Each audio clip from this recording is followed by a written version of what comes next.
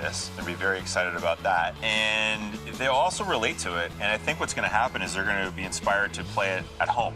They're going to be like, hey, Dad, what am I thinking? What's my answer to this question? You try to match it. Or Mom, you try to match this, or vice versa.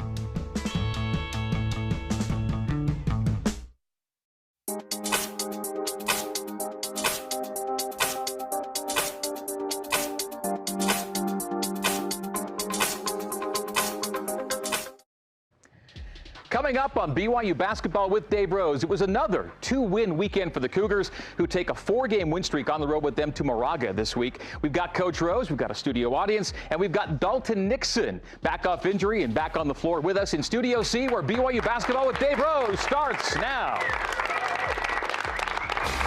Inside, he scores with 2 seconds. It is all over. Off the dribble. Jimmer from 40 feet. He got it! I like the guys. I like their mindset, and I really like the leadership that we're getting from Luke and Eli, and it's a good team. Ahead to Eli. What a whip to TJ Haas. Driving lane score. Oh, a laser of a bounce pass. Into a 3, top of the key. Good! He's brilliant! This is BYU Basketball with Dave Rose. Presented by Siegfried Jensen, live from Studio C in Provo, Utah, with your host, the voice of the Cougars, Greg Wrubell. And hello once again, Cougar Nation. Welcome back inside the BYU Broadcasting building in Provo for another week of Cougar Hoops conversation. We've got a great studio audience for tonight's show with us here. You can be a part of our audience by reserving your free seats at byucougars.com/Rose Show. And we invite you to join our conversation on Twitter using the hashtag Rose Show. We'll be taking your questions for Dave Rose and Dalton Nixon, our guest, later on in the program. And Coach Rose, it's always good to get into a Tuesday show off a 2-win weekend, and you've had back-to-back 2-win weekends. Yeah, it's been a good couple of weeks. I think that it's the first time I spoke today up at in Salt Lake, up at the Cougar Club in Salt Lake, and I go up there usually once every year, and it's the first time I let them actually ask me a bunch of questions. Because we'd won 4 games. It's a good time for it, yeah. So the questions were all about something besides the games, because when you win, they don't have any questions about the games. But when you lose, that's all they want to know about. So. But you could ask a lot of good questions, like how happy are you that say TJ and Jashir played so well Saturday night? We've had, really, when you look at, especially the Saturday night game, but just the 4 games in general, it's really been a team that's growing. A team that's building on each other, learning how to actually pick up one another when some guys are down a little bit. Maybe we got a guy in foul trouble here or there. But our game, I think, on Saturday night was as good a game we played for a really long time, and maybe as a complete game as far as staying connected on both ends of the floor as we played all year. It was a really physical game. We got off to a nice little start, got a little lead, then they came back, then we got tied late or in the middle of the second half, and just different guys made big plays. McKay, these are guys that they don't make headlines. They're not in the stat sheet, but McKay Cannon and Zach Selyus, 2 guys made huge plays defensively. Luke made as good and physical impact in a game as we've seen for a long time. And then you got your stars, the guys that are there every week that are scoring and getting to the free throw line and rebounding. And so, like I said, I like the way this team's growing. I like they're coming together. And we had as good a Tuesday practice today as maybe I can remember for, a long time with any team. These guys are dialed in, and they have a real purpose, and hopefully we play that way this weekend. Big week coming up. Let's roll it back first up to last week and take a look at the 2-game weekend you had. And the first team you took on was that new-look LMU team that came into your place on Thursday night. Yeah, and they came in and wanted to play zone against us, and our guys were really ready for it. There's TJ with a great pass in transition to Eli, which I think we've been a lot better at the last couple of weeks of scoring a few points here and there in transition. And there's a really good defensive play. And again, TJ to Eli running that thing out, and we get an easy basket. And you can see we got a nice lead here in the first half. There's a great play. And you can see how active TJ is with the ball. But, Pate reads that and dives to the rim. And got a great response from the student section. He's one of the popular guys for this team. And Eli with another corner three. And we hit quite a few threes, I think 5 or 6 threes in the first half in that game. And nice came out in the second half. And there's Yo. You can see how he's developing as a player. Good with the ball in his hand. And the tables are turned. Eli to TJ in transition and a nice layup. And then these guys got rolling. They had a couple guys coming off the bench, hit some threes, were really physical with us in pressure as far as full court was concerned. And what they are really good at, the two things that LMU is really good at, is turning you over to score and then getting you on the offensive rebounds. And there's another three that was pretty deep. And our guys, we had to respond, and we did. Eli makes a nice play. Penetration, kicks it to Teej. Teej hits it, and then, this is a really good follow-up with Peyton and Yo, and we're able to finish that game with a kind of a comfortable lead, but knowing that there's a part of this where they kind of got away from us, and we'll really have to be ready to address that when we go back to LMU, because it's a team that they play different than a lot of the teams in the league, and they're trying to extend you, they're trying to get you to speed up, trying to turn you over, and then they're really good at offensive rebound. And so happy for the win, but then it's time to move on to the next one. And you did have a different kind of challenge with San Diego coming in, a really improved San Diego team that really hangs the hat on defense. And they had us scouted. I mean, it was pretty interesting that those Saturday night games, sometimes you can kind of sneak through a little bit, but the first play, the first call, I mean, they had it down, and they had a way that they were going to guard it, and it was that way for 40 minutes. But we got off to a decent start, and Eli hit him a nice shot there when he stepped back from 3. But this guy, he's a tough matchup, and that's Neubauer from Germany, and he hit a nice shot. But TJ really had a nice offensive game here, and was really diverse in a lot of ways. And there's Owen Carter in the corner, transition. Seen him for a few years, yeah. And he's still around. I think he's only a junior, so we'll see him some more. But you can tell they have a really good game plan, and they got great size. They're really patient in their offense. Took the lead there with 14 minutes left, and it was going to be interesting to see how we responded. And they go underneath the screen there, so TJ pulls up behind it and hits it, and he he had a real breakout game for him offensively. It's been a while since he's had a 24-point game. I think Weber was the last time he did. Yeah. But nice you see him with the ball, tie score, nice flip to Yo. Yo pops that screen because they both went with Teej. He hit that 3. That started a big run for you. And that was a really, really, I mean, Yo's hit some big shots for us, but that 3 was as good as a timely shot as maybe we've had. And there's Teej doing it again.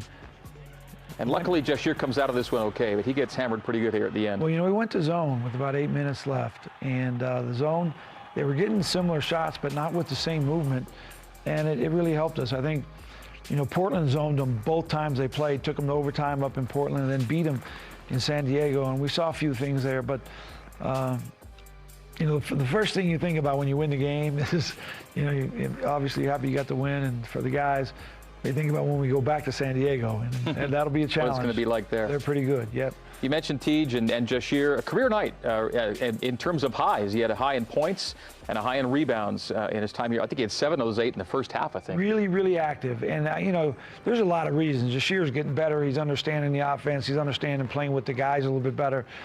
But they had a real game plan for some of the guys, and Jashir was the one that was had opportunities, and I think that's the beauty of this team. You just if we can get some real balance from 7, 8, 9 players, whatever they want to take away, then we have the other guys that can complement it, and I think it's a sign of a pretty good team. We'll get a really good challenge this week, as good a challenge as we've had. We got the 2 teams that beat us, and both of them by one possession games, and so if we can just fix a few things, and hopefully we can get 2 more wins this week.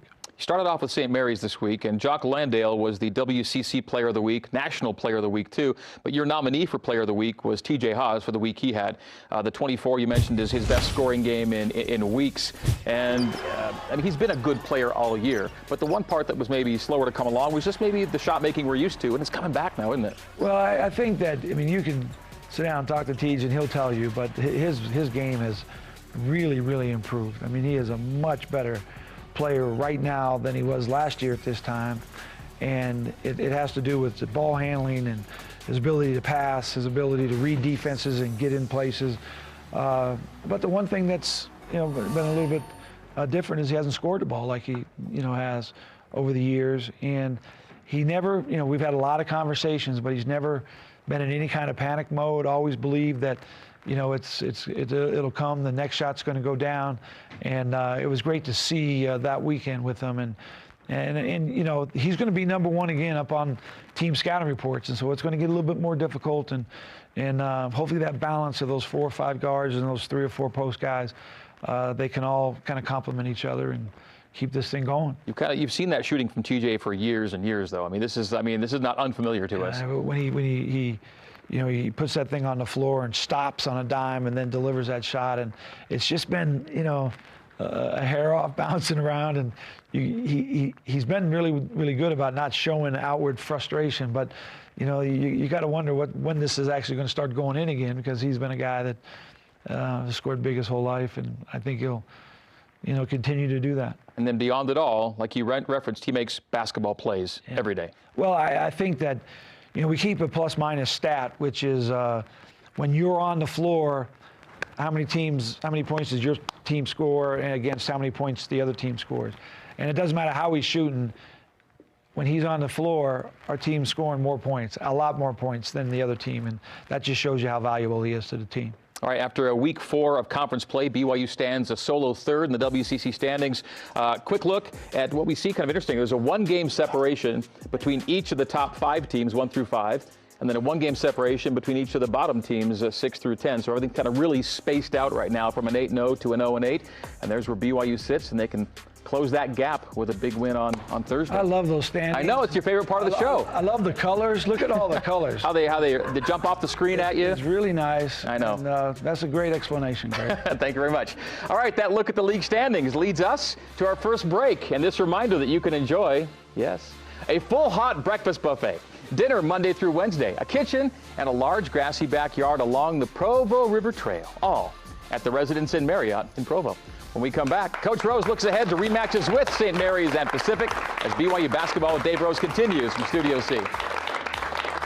If I got hurt and was laid up at home, I wouldn't even think to call a lawyer. What a hassle.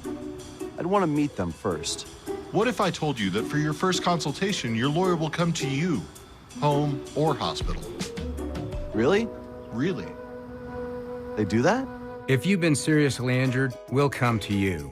It's your job to get better. It's our job to deal with the insurance companies and protect your legal rights. Learn more at siegfriedandjensen.com. Next time on the Story Trek Reunion episode, 6 years ago, I was in this exact California town where I met an incredible young couple with big dreams. Children that come from broken homes and abuse, and they want to give them to me. Hey, I'll take them. Plus, more random stories. A Dart takes us to the home of a man who can't let go of the handlebars. I'll wear the tread out of my motorcycle. Yeah, that's what I'm going to do. Join me from California tonight on the Story Trek.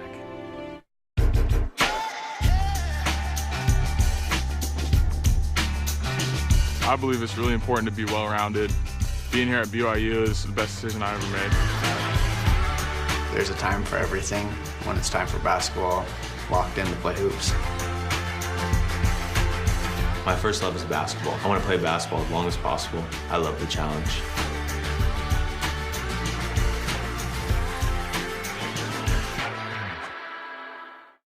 The thing I love the most about Relative Race are the family connections.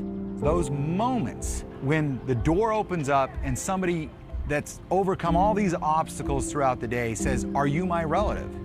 And somebody says, "I'm your uncle, or your aunt, or your sister," and in some cases, "I'm your mother or your father." There's nothing better than that.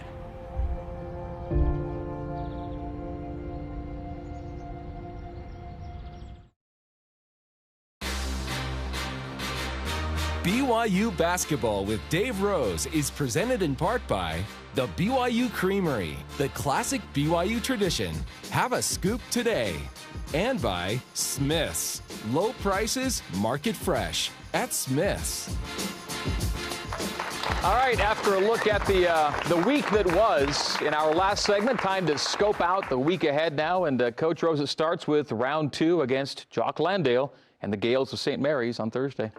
Yeah, this is a real challenge. I mean, they're a great team, really good late in games. I think maybe a team's hit as many big shots over the years that inside of 2-3 minutes, but we played them really well in here at our place, and Yo had a big game and offensively, and this guy here was I think Jock was 12 for 15 or something like that. It's almost the same numbers he had against Pacific the other night, but it's going to be a physical game, and offensively we really got to be patient. We got to be make them guard us in multiple spots. Jock's a really good offensive player, and we got to kind of make him become an average defensive player, and that we got to bring him away from the basket. So there's not a lot of things that we really need to change. If we got to play the same game and get an extra rebound here, or make another shot here, or don't foul, or they turn it over, maybe we can turn the tide here. And I think our guys are really confident that we can beat them. We just got to go out and do it. You always talk about their experience, how tough it is to rattle them. The games they won last week, they trailed at halftime in both of those. They trailed at your place at the break, but they don't get rattled. And if it gets tight late, they feel they've got an equation they can turn to and feel pretty good about. Well, they are really good at staying within themselves and not wasting possessions. And a lot of that has to do with Jock. I mean, they get him on that left block, and they'll throw it in there and they don't like it, or you defend it well, they throw it back out, send it to the other side, but eventually it's coming back the other way and it's going back in there again. The 5 seconds, 4 seconds, 3 seconds on the shot clock is a lot of time for them. They'll make a lot of shots late in the shot clock, and they feel really comfortable with it. And I think that's, it's one of the best executing half-court offensive teams in the country by numbers. And that's our challenge. That's what you have. You can't really mix things up against them. We've tried tricking them and doing this thing and doing that. You just got to be physical. You got to be sound. You got to be disciplined. And then when they miss the shot, you got to get it. It's a really good offensive team, rebounding team, and tipping that thing back out. And then you need to get the refs to call a few fouls on them, when they foul you, and hopefully we can do that. No, Landale played 44 minutes of the 45 at your place. You've lost only 2 league games, and you get a chance to get both of those teams this week. St. Mary's Thursday, and then Pacific comes here on the weekend.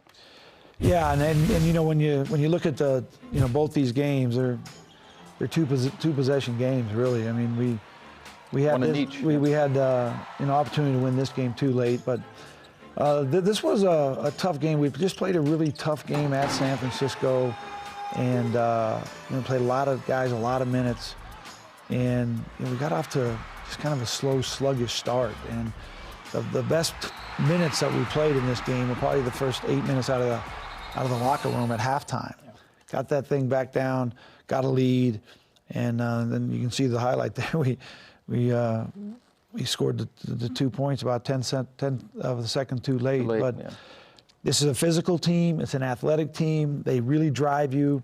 We didn't score the ball like I think we're capable of scoring.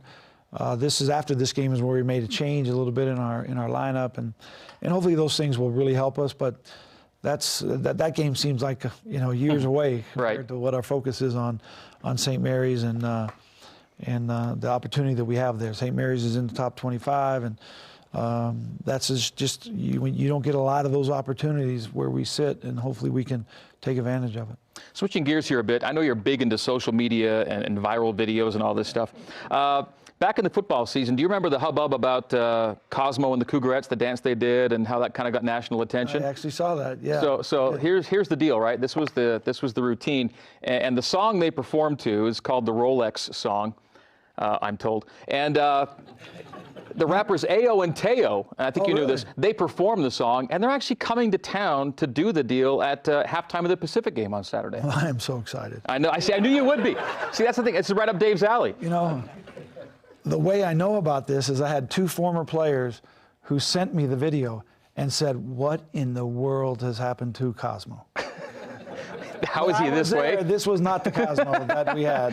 Now he's a hip hop Cosmo. Cosmo is. I don't know if we've taken a step forward, but he has taken a step. And I think you're probably going to step out of the locker room at halftime to make sure you catch the routine on. I'll make sure that I have one of my family members record it because I'll want to actually critique the. You'll be otherwise occupied. Ayo Teo? Ayo and Teo. Yeah. That's good. Yeah. The chorus is, I just want to rolly, rolly, rolly, correct? We're just going to change it to Yoli, Yoli, Yoli on Saturday. Hey, tonight's player guest is Dalton Nixon. Dalton's here, and he missed 11 games on the sideline with that foot injury, but you got him back, shook off a little rust on Saturday against San Diego. You know, we're so happy to have him back, but it was such a strange injury. Played at Illinois State, played a great game, comes in the next day, we're practicing to get ready for Utah State, and about 3/4 of the way through practice, he just goes over to Rob and says, "My foot is just killing me, and it's really hurting." And so once you turn it over to those guys, you know, I mean, back in our day, we just played with a sore foot all the time, you know, but now you can actually diagnose it, you know, and give it a name and a condition. And it is, it's a real concern. It wasn't a stress fracture, but a stress reaction, and it was sore. And so he went through the whole process, and it was really hard to watch because Dalton was playing so well, and he was really adding a real dimension of toughness and depth to our team. But it's good to have him back. It's good to. He was on a scooter for a while, then he was in a boot walking around, and you know, now he's. I actually saw him, you know, back there, walking normal, straight, no crutches, no boot, no scooter, and he had a really good practice yesterday and today. So I think we'll get him back and, you know, see how he can help our team. You want your players to be coachable, and you've gotten coachable over the years because the trainers wanted you to play Dalton about 5 to 10 minutes on Saturday. You played him 7, I think. Right. So that's right. I think everybody knows the story of I had Jackson Emery a few years ago, and they said play him about 10 or 15 minutes, and I played him 33 minutes. But we won, so. And Jax always reminds me of that when I see him. But Dalton, I was supposed to play somewhere between 8 and 10, and played him 7. Yeah. So that's stayed right in the. They're happy with me, so hopefully they'll let me play him as much as I want. Right, the limits are off. All right, heading into break with this word from Utah Community Credit Union, helping people make smart decisions every day. At UCCU, you can get a low fixed rate on a home equity line of credit and lock in that low rate for 10 years, absolutely no closing fees. To learn more, visit uccu.com. After the break, we are joined by sophomore forward Dalton Nixon. Look at him walking straight and true, no limp at all. This is BYU Basketball with Dave Rose. On the basic level, we offer transportation. We carry 4 wheels, tailgates, and a place to rest your rump. Beyond that, we provide adventures, opportunities, and jobs well done. So perhaps our favorite offering is our full line of trucks, including the new Nissan Titan. Right off I-15, Tim Daly Nissan Southtown and the popular full-size Nissan Titan. Think Nissan, think Tim Daly. Hi, I'm Dave McCann with BYU TV Sports. Each season, we invite companies like yours to be a part of the BYU brand, aligning your business with respected academics and athletics. Becoming a corporate partner means you'll benefit from showcasing your products and services with game day signage, social media, radio, and TV campaigns. Whether on the field, in the stands, or on the air, BYU's here to help your brand grow. Email sponsorship@byu.edu today.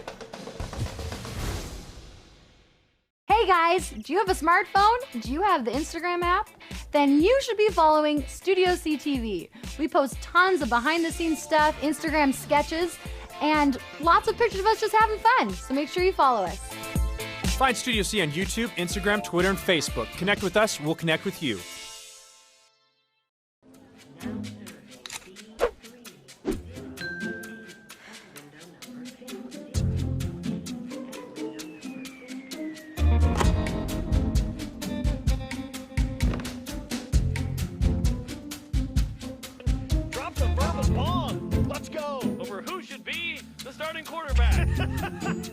And App Envy. Watch BYU Sports Nation on BYU TV and BYU Radio apps. I didn't think that would go public. Blue runs deep on BYU TV. Don't miss the BYU Air Force Gymnastics Meet. Live Friday at 9 Eastern, 7 Mountain. Watch all of your favorite BYU teams on BYU TV, your home for Cougar sports. You're watching BYU TV. See the good in the world.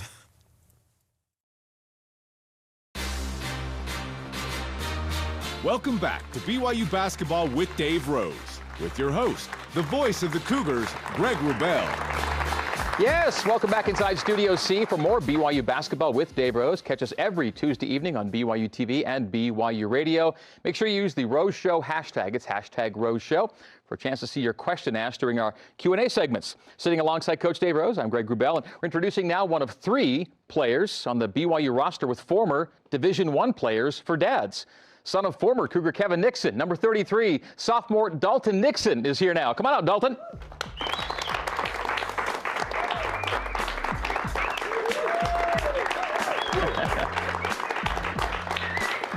There you go.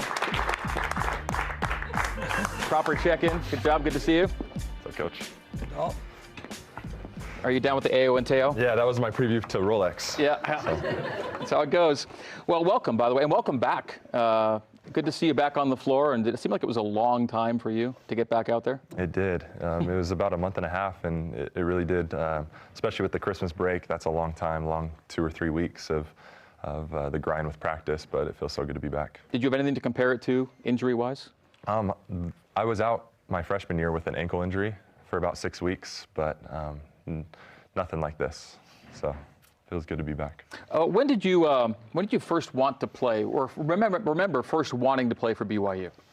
I think it was when I was really young, and I was hearing stories about my dad playing at BYU, and we lived here in Utah County, and so I heard about that, and when I was probably in 5th or 6th grade, when I started playing competitive basketball, that's something that I really wanted, was to play here at BYU. Coach Rose, do you remember when you first became accustomed or acquainted with the Nixon family? Yeah, I was coaching at the Dixie, and Kevin was playing for Utah Valley. He did play it for a year, yeah.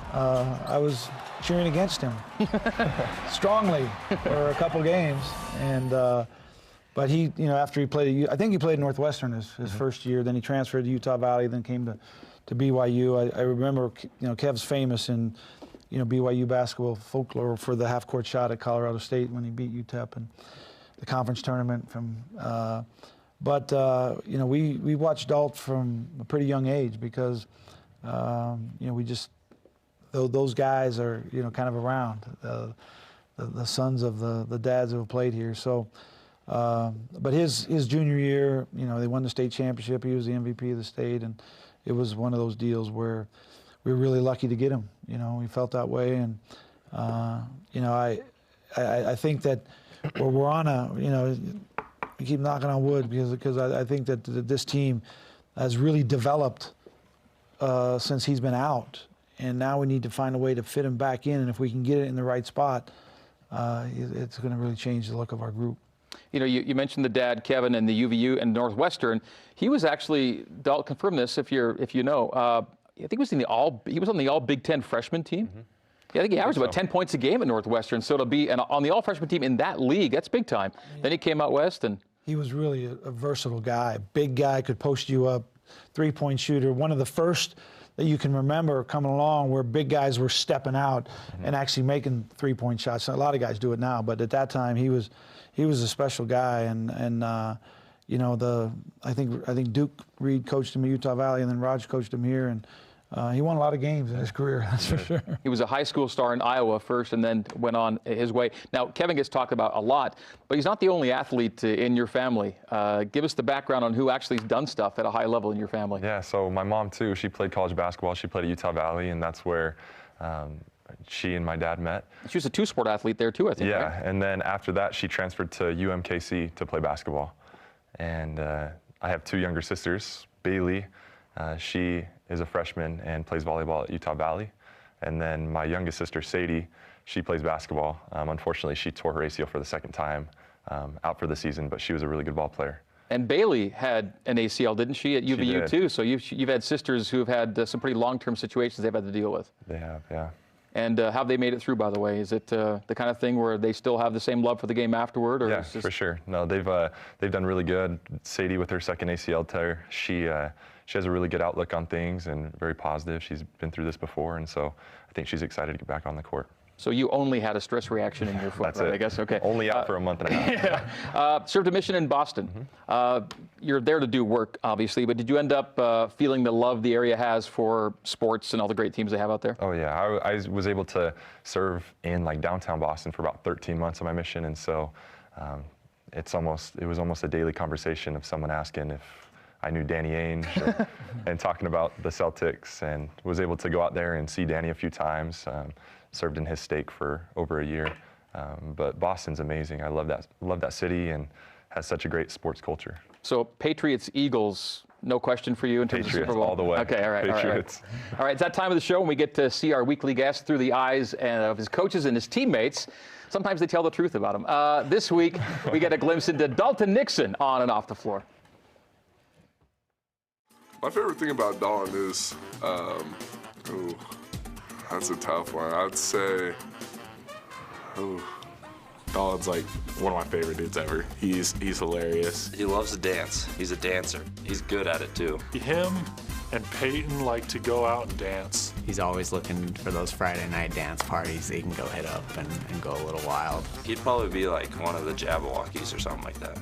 Dalton would star in some chick flick, doing push-ups, getting swole, just being a man. he would be kind of that Zac Efron, I think. He plays in one of them, and I could see Dalton kind of fulfilling that role in one of a romantic film. Dalton's whipped. He likes to take care of his girlfriend. He doesn't do anything without her giving him the go-ahead. So his favorite thing to do is whatever she's doing. Dalton is just a hustler. He's always trying to get that extra play. He goes hard all the time. No matter what, he's always going hard. He'll make a lot of the plays that if you're not a basketball person, you probably won't even see. You need a player like Dalton on every single team. He definitely fills his role and is an amazing asset. You know, when Dalton realizes and really truly believes that he's a really, really good player, you know, look out, because he's got a bright future. So your current significant other was mentioned there a little bit, and you came accompanied tonight. Yes. Yes, she's with us? Yes, she's here. Introduce us, do you mind? Yeah, Taylon's here in the back. Happy that she was able to come. And Taylon's an athlete? Yeah, plays volleyball here. She unfortunately had an ACL tear this season as well, but she's on the comeback, and I'm excited to watch her throughout the rest of her career. And you know what? And the red looks good on her. What can we say? It does. You know? Not everyone looks great in red. You know. That's true. So you know we're kind of a blue studio here. But yeah, it looks good. True. It pops. Thanks for being with us. All right, we're going to break time. Cougar fans, remember, basketball season is blanket season. That means Minky Couture. Learn more at softminkyblankets.com. Coming up after the break, Dalton Nixon answers your questions and the always interesting 10 questions. This is BYU Basketball with Dave Rose. Is happiness simply about doing what we love to do? Or is it more than that? There are times when we need each other. Only by giving of ourselves do we truly find happiness. In supporting each other, in cheering each other, we're all connected. We revere life, and we revere health. Let's live better. People take cues from the people around them, and if I model a certain vulnerability of my own, then they feel comfortable. They realize, he's not perfect, I don't have to be perfect either.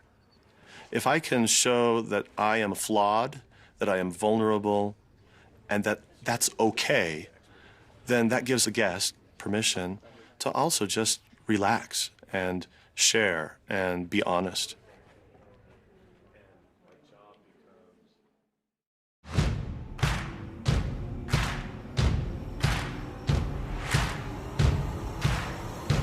BYU game day, and we are ready to go. Make sure that you take out your frustrations on this week. It is rivalry week here in Provo.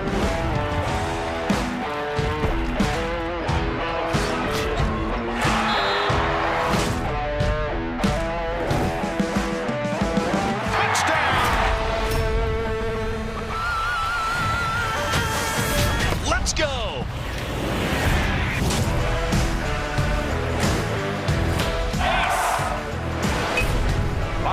Shot. When you're playing against greatness, you have to be perfect.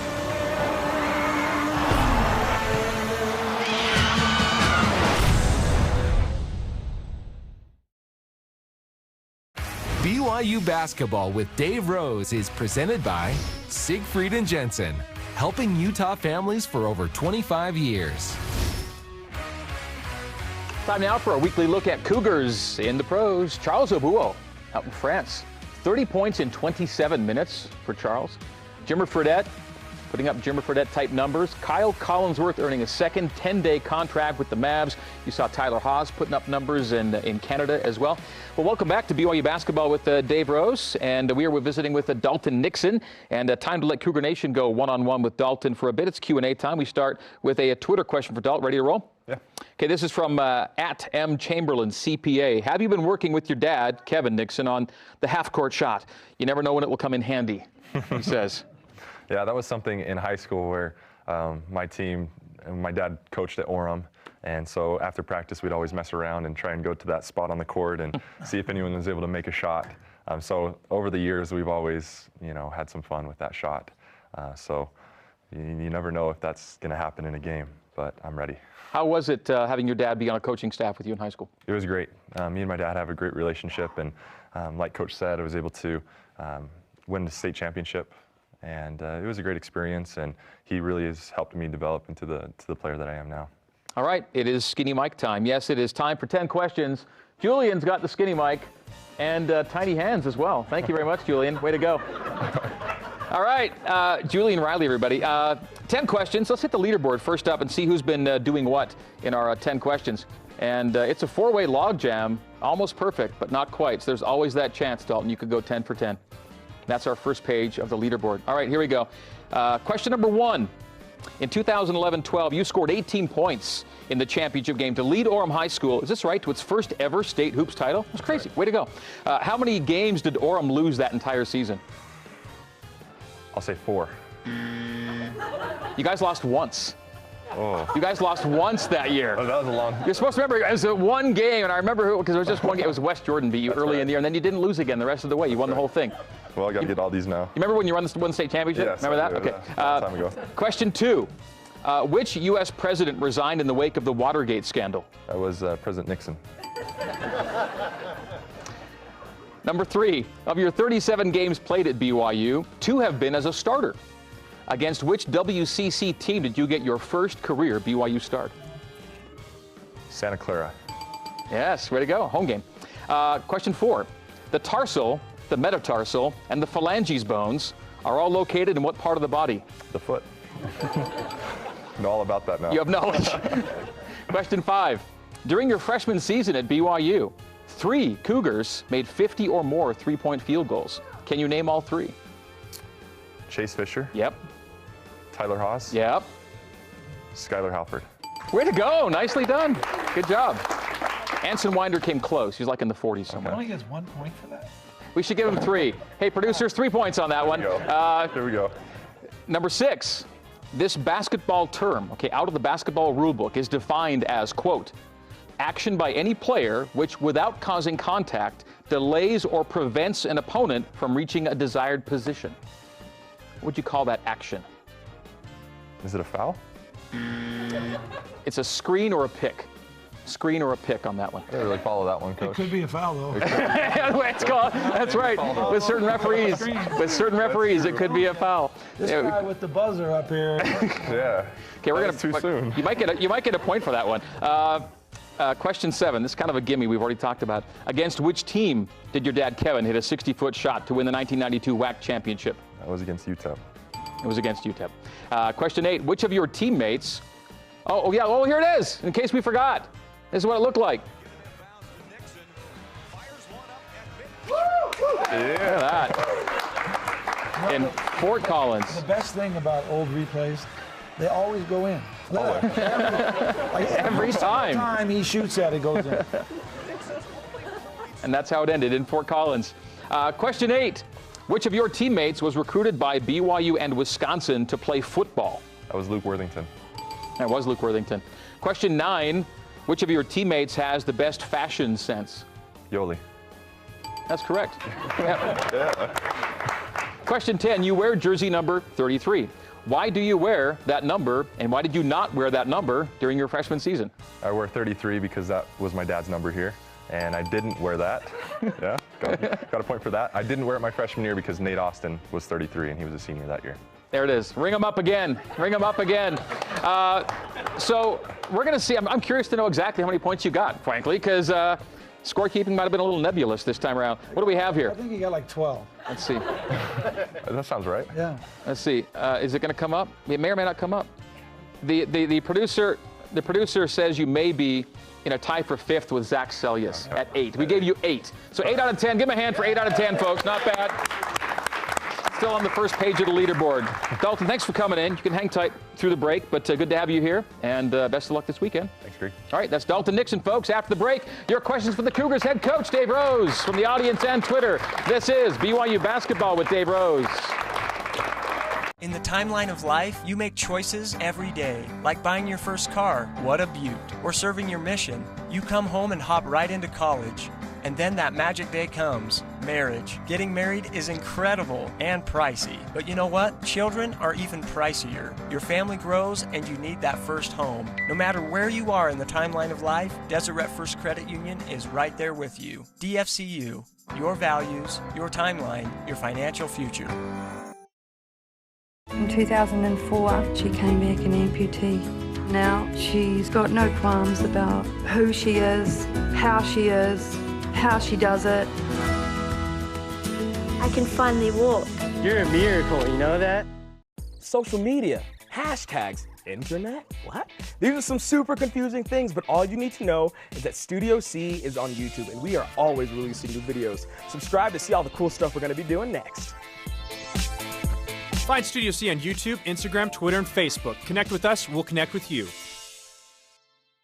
Next time on the Story Trek reunion episode, 6 years ago, I was in this exact California town where I met an incredible young couple with big dreams. Children that come from broken homes and abuse, and they want to give them to me. Hey, I'll take them. Plus, more random stories. A dart takes us to the home of a man who can't let go of the handlebars. How to wear the tread out of my motorcycle. Yeah, that's what I'm going to do. Join me from California tonight on the Story Trek.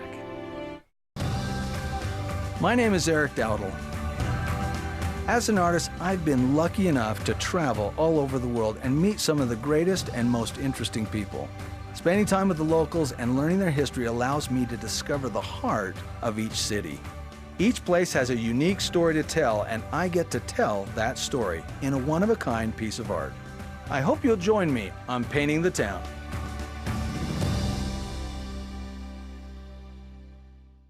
You're watching BYU TV. See the good in the world. Cannon out front, 40 feet away, gives to Haas. Haas into a 3, top of the key. Good again! He's brilliant! TJ Haas, 24! That's our guy! That's the exciting play of the game, presented by Nissan, a proud partner of the BYU Cougars. Innovation that excites. Nissan, we're back on BYU Basketball with Dave Rose here in Studio C. And just another indication of where TJ's game is right now. I was confident. Yeah, absolutely. You know, he kind of draws that defender to the screen, and he gets a little bit nervous about either getting over the top of it or going under it, and then he refuses the screen. And he was right at that point in the game. He was as confident as any time I've seen him all season. Kind of reminded me back, you know, when he was in high school. You'd see that TJ every night, and it's good to see him, you know, playing with a great feel. Okay, Q&A segment for the coach now. We've got some questions ready to roll. We'll start here in studio, and it's our good friend Brenton Farrell at the mic. Hello, Brenton. Hey, Greg. Hey, Coach.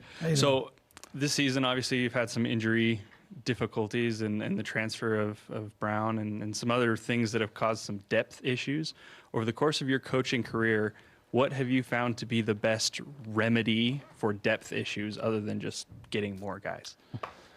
You know what? That is it's quite a question right there, because that's what I believe, you know, has been a real challenge for us. Our roster has changed and fluctuated so much in the last few years, and the only thing that I can really kind of put my fingers on when you have a short bench, or if your team is, you know, kind of a little bit short depth-wise, is how you manage the week, how you manage practice, how you manage, the days in between games, because you're playing, a few guys a lot of minutes, and you want to make sure that they're at their best. And so for me, maybe, if I'm a 2-hour practice guy, in the preseason, and then you get into the middle of the season, you practice an hour.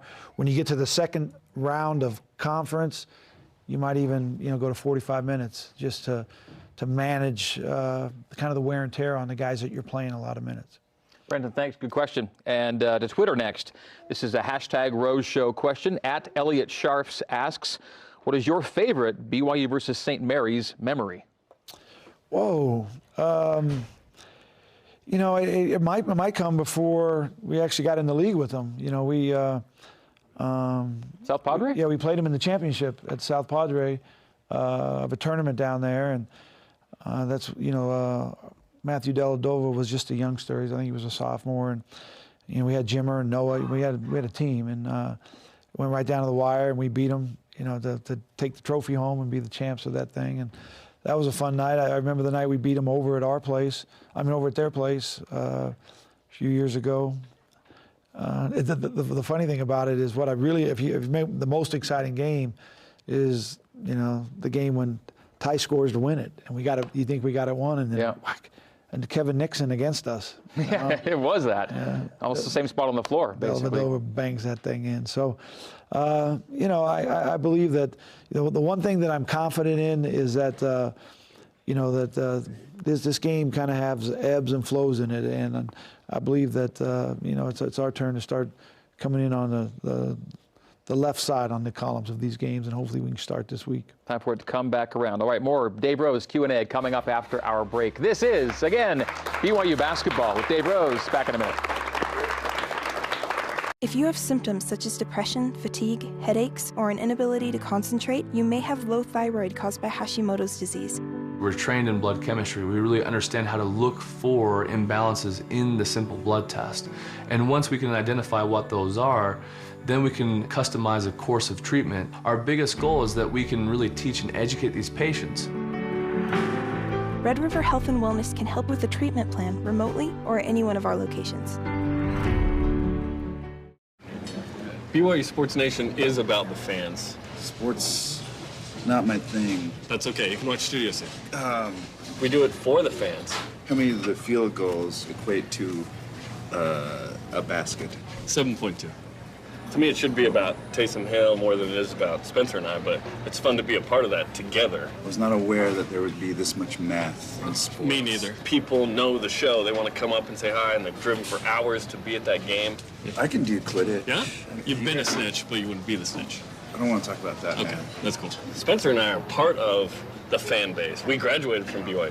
Is there a lot of running in baseball? Yeah. It's like boxing. Is it like? Yeah, it's like boxing. Well, I saw a guy punch a dude in baseball. Spencer and I feel like we're just the connection between BYU sports and the fans. It has meaning, right? BYU sports matters to people, so it's great to be a part of that.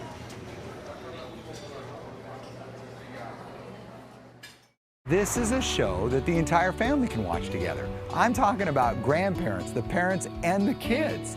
And it happens all the time. I can't tell you how many times somebody writes us or I bump into somebody and they go, we love the show. And all of us get together to watch it. Why? Because there's something about it that not only excites you through the competition of the race, but then inspires you when they find family. After all, family's what it's all about. BYU Basketball with Dave Rose is brought to you in part by Nissan, innovation that excites. All right, it is our final Q&A segment with Coach Dave Rose. Use the hashtag Rose Show to get a question in for the coach. And we have with us Curtis McCorriston. Curtis, hi, how you doing? Good. How old are you, Curtis? 8. 8. You look nice and tall there. Go ahead. From the 2 loses, St. Mary's and Pacific, what is your game changes for this week playing these teams again? It's a good question. Who gave you that question? I don't think you asked it yourself. Me. All right. Okay. You know, there's quite a few adjustments that we need to make in both games. You know, I think the St. Mary's game, the focus has to be around Jock Landale. He's just a really tough cover, and so we'll make some adjustments. And on the offensive end, I think we need to be a little more patient and not let possessions get away from us. The Pacific game, we just got to have a whole different mindset. Our attitude has to be different. We've got to be a lot more physical and more connected, more engaged. I thought defensively in that game that we were guarding more individually than as a group, and offensively we were kind of disconnected. And so that's probably the biggest focus in 2 of those games. What do you think about that? Good. Good. All right. That's what I think too. Thanks. Thanks for approval. Thanks, Curtis. Good job. To Twitter now, where it's at Hill4Heisman_16 asking. My question for Coach is this. With so many big centers in the WCC, what is the best chance to keep them out of the paint? I guess Jock Landale is a good example as any. Well, it's not new. Obviously, we've had the biggest human to ever play, I think, in Shimmick. For those years at Gonzaga. Really important, I think, to pull them out of the key, away from the key on offense, to get them out guarding in places maybe where they're not very comfortable. That's a real challenge with Jock, though, because Jock has got really good feet, and he's really smart. He's a guy who tend to be in foul trouble as a sophomore and junior, not much at all this year as a senior. So, but that's one thing you can do is make him so uncomfortably guarding you that the coach maybe wants somebody else in there, to do it. But the other thing is that when you drive into the key and you've got that big center there, you can't flinch. I mean, you can't change your shot, avoid contact, miss the shot, and not get fouled. You've got to kind of put it on the officials. And nowadays, these guys have got it now. They just need to jump up, stay straight up, keep your hands up in that restricted area. And it can be as hard a collision as you can come up with, and it's still a legal play. So those opportunities to make those 8-foot floaters and pull up and hit an 8-10-footer, those are really important nowadays.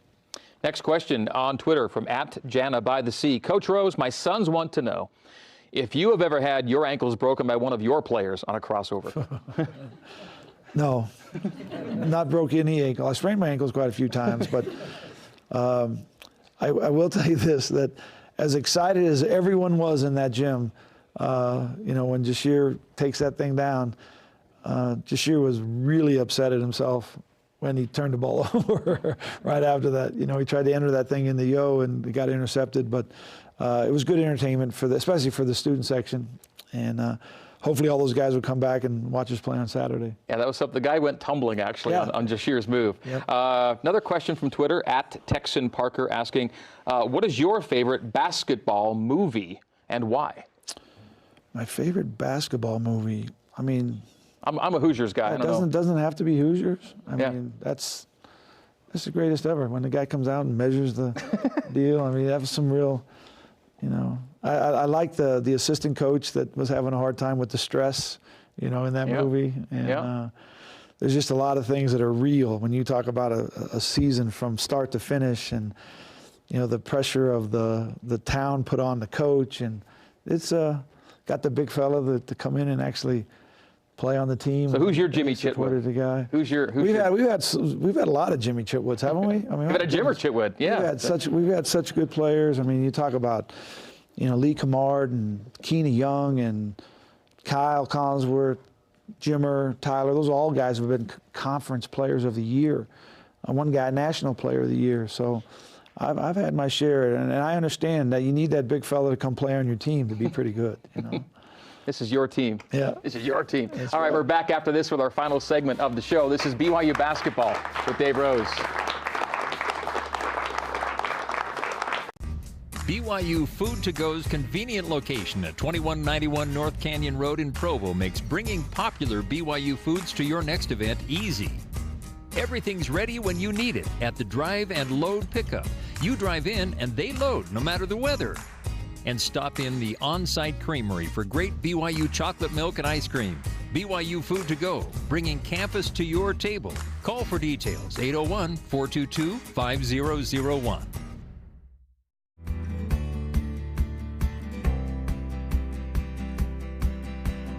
You're on a hidden camera show. Surprise! That's awesome. Thanks, you guys. You having a good time? Hey, thank you. What a cool thing that you guys are doing. That is the gift of a lifetime.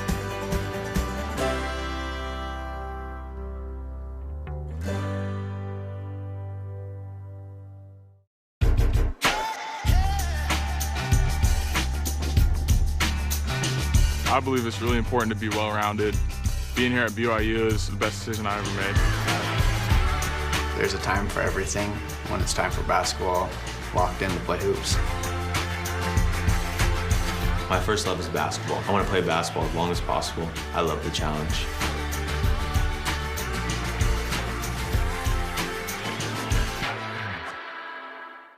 Blue runs deep on BYU TV. Don't miss the BYU St. Mary's women's basketball game. Live Thursday at 9 Eastern, 7 Mountain. Watch all of your favorite BYU teams on BYU TV, your home for Cougar sports. You may not know this, but Studio C has a YouTube channel, so you should go subscribe and see sketches, behind-the-scenes footage, and lots of other fun stuff that I'm pretty sure you're going to want to be a part of. Think about it. Think about it. Find Studio C on YouTube, Instagram, Twitter, and Facebook. Connect with us, we'll connect with you. You're watching BYU TV. See the good in the world.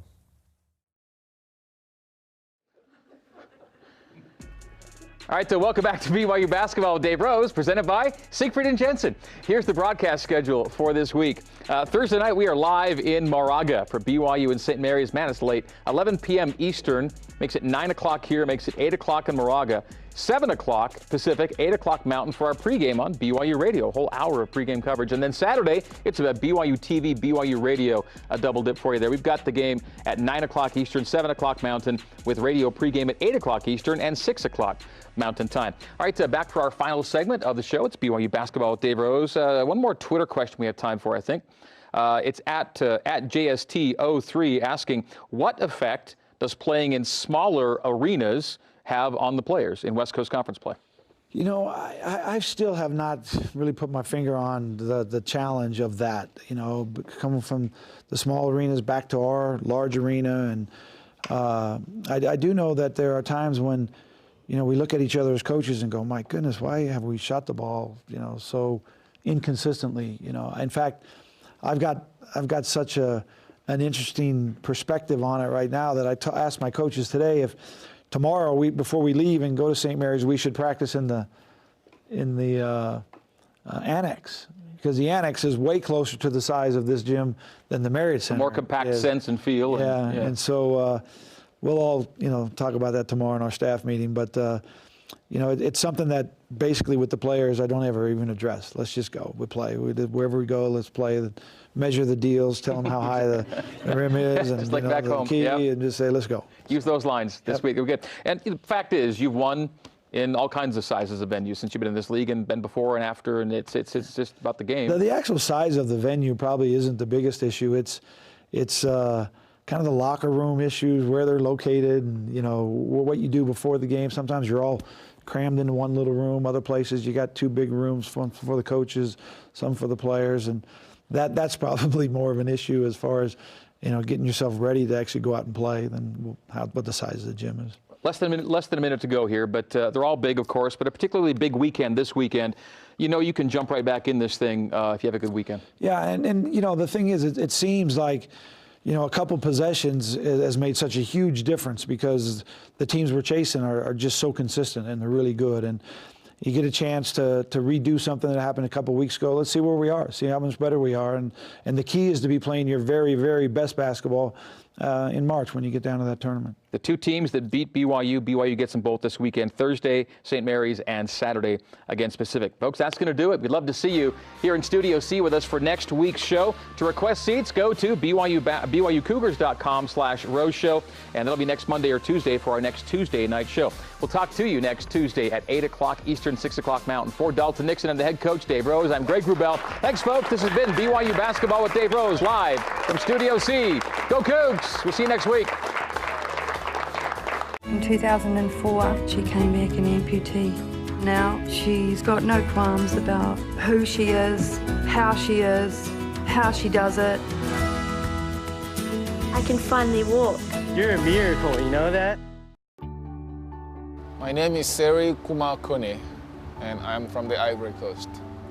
When I was 8, I was assigned to work in a farm with another boy from a different family. And it's always a very painful experience for me to go back in the villages in the Ivory Coast, seeing that much poverty, because I've been there. I've been there and I've experienced it.